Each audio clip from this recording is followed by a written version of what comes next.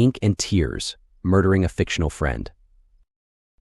As a fiction writer, my journey through the realms of storytelling has been nothing short of thrilling. The ability to create entire worlds, breathe life into characters, and guide their destinies is a humbling power.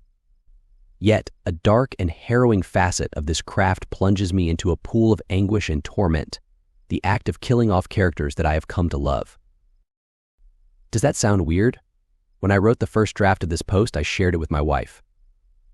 She looked at me horror-stricken and asked me not to post it for fear you all might just think I was crazy. Indeed, I don't really love my characters. I don't really feel anguish and torment when I have killed one. Or, do I? I admit I had to stop and consider whether I felt those things. Turns out I do. So I turned to Google, which we all know is never wrong, right? Yet, it only took about a minute of research to find that most authors anguish as I do. So why did my wife find it weird? Plotter or pantser? To answer that, I need to explain what type of writer I am. Most writers fall into one of two categories, plotters or pantsers. Plotters are pretty apparent in meaning. These authors plot out their books in great detail. They know virtually everything that will happen before they even start writing. I have read that John Irving falls into this category. Pantsers, on the other hand, often have no idea what their book is about when they start writing. The term comes from the writing by the seat of their pants. I will dig deeper into this in another blog post. Stephen King is a pantser.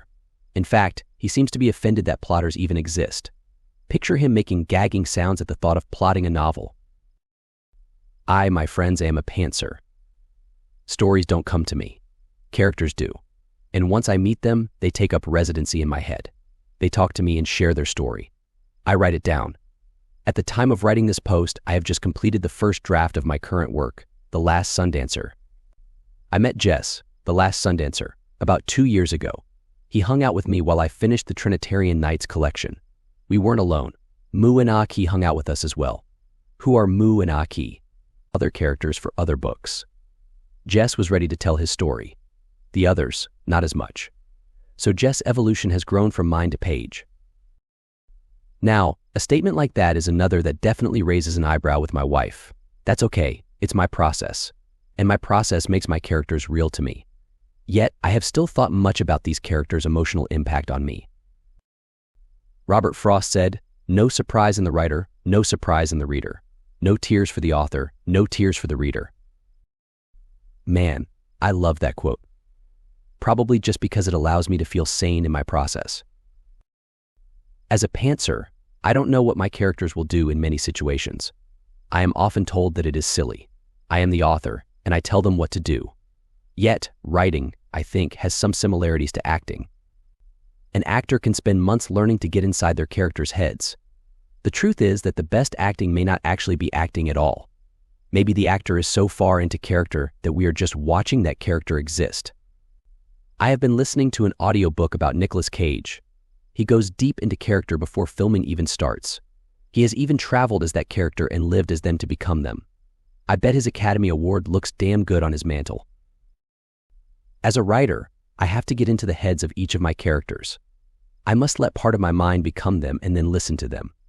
And when I think I know where my story is headed, surprise, a character does something I didn't expect.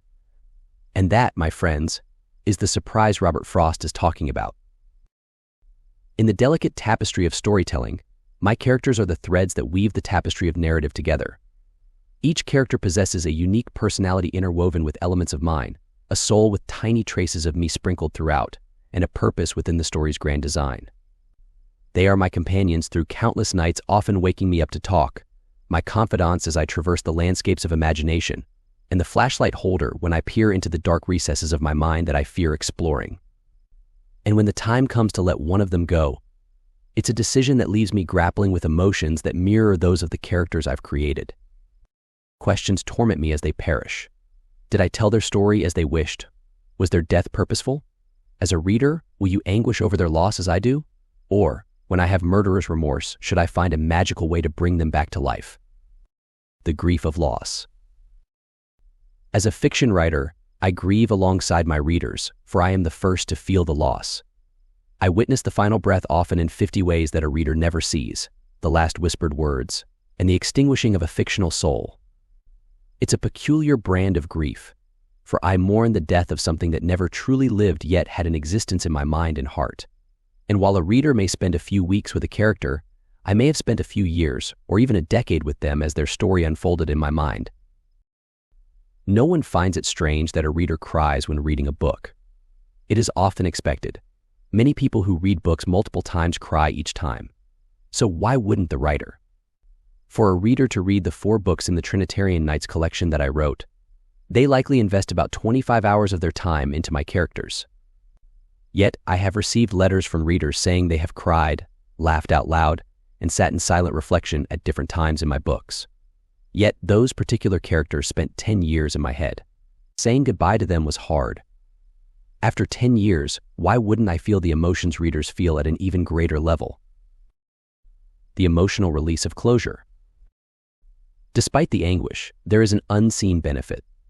The death of a character is a catalyst for growth and transformation, both within the narrative and for me as a writer. It forces me to grapple with themes of mortality, sacrifice, and the impermanence of life. It's a reminder of my mortality and the fleeting nature of existence. The death of a character can lead to some of the most emotionally charged and resonant moments in a story. It can evoke empathy, elicit tears, and ultimately deepen the readers and the narrative's connection. It's the emotional release that arises from facing the inherent tragedy of life head-on.